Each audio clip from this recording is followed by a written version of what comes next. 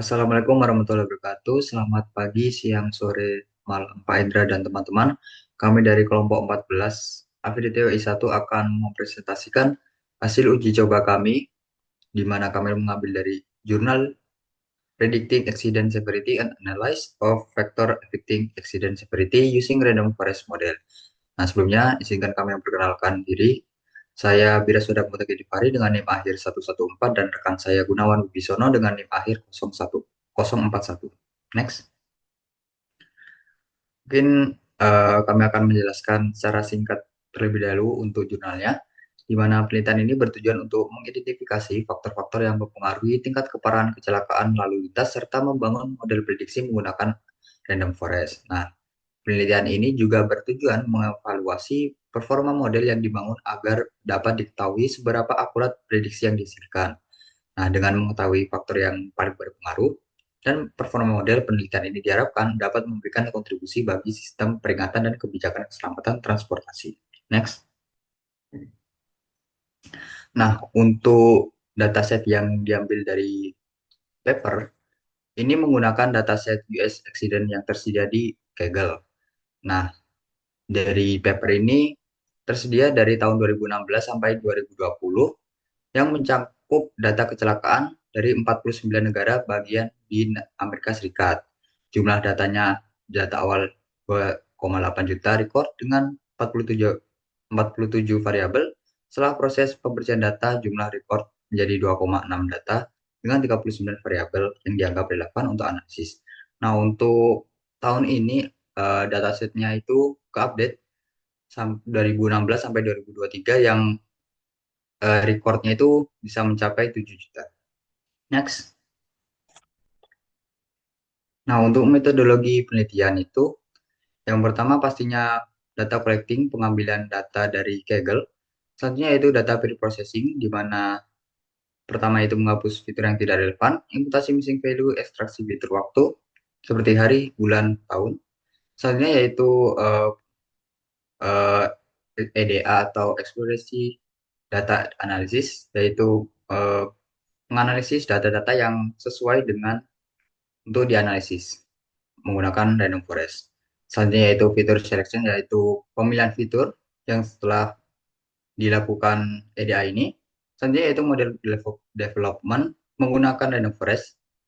Selanjutnya yaitu conclusion, pengambilan kesimpulan yang dari random forest tersebut. Next. Nah, selanjutnya yaitu uji coba kami. Next. Nah, pastinya yang pertama itu pre-processing.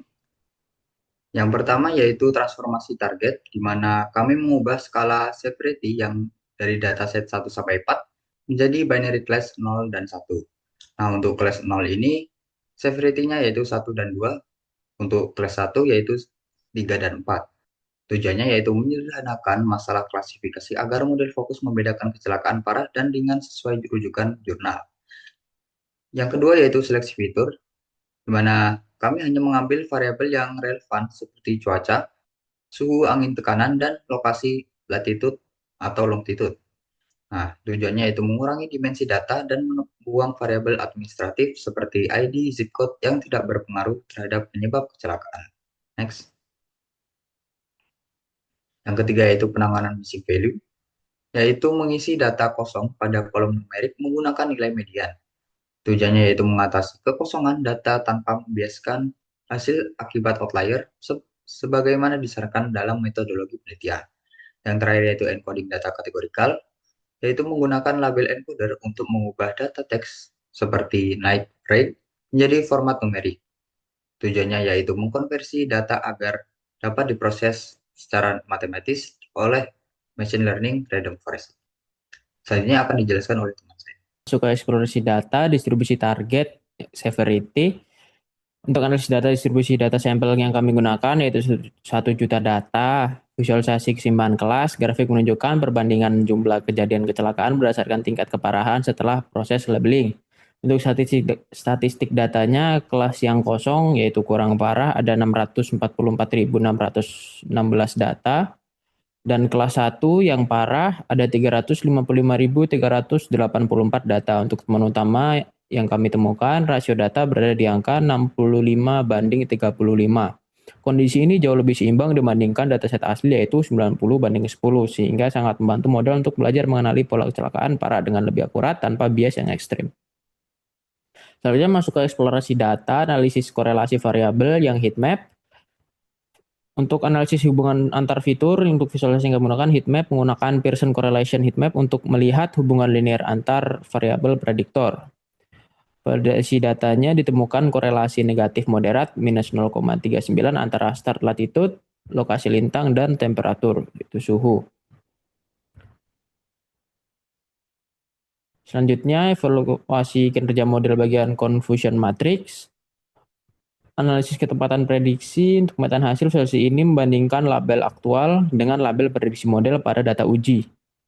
Akurasi deteksi diagonal utamanya true negatif 171.862. Artinya model sangat baik dalam menyaring kecelakaan. Untuk true positifnya 77.306. Model berhasil mendeteksi bahaya dengan mengenali puluhan ribu kasus kecelakaan parah secara tepat. Selanjutnya evaluasi statistik, metrik performa model. Untuk analisis hasil kuantitatifnya, akurasi superior 84,73% menunjukkan ketepatan prediksi global yang tinggi. Angka ini melampaui baseline akurasi dari paper referensi yang berada di angka 81,2. Untuk spesifisitinya 90,38%, modelnya sangat andal dalam mengenali situasi aman atau ringan, sehingga meminimalisir alarm palsu. Untuk efektivitas deteksi bahaya dengan precision 80,86%, model memiliki kredibilitas tinggi saat memberikan peringatan bahaya. Selanjutnya evaluasi model erosi curve dan AUC score.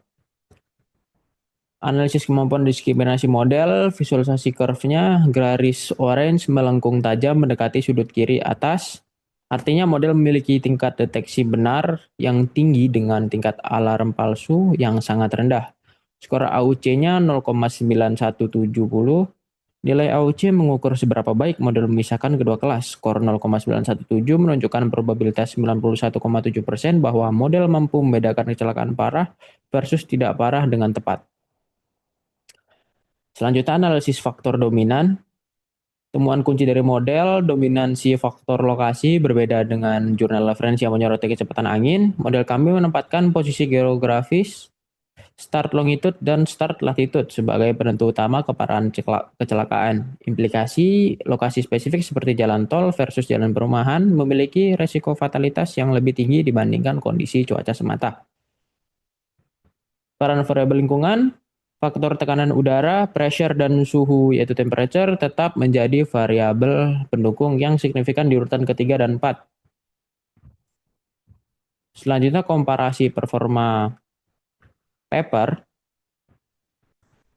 Yang di bagian kiri ini adalah performa dari paper, yang di bagian kanan adalah uji coba yang kita lakukan.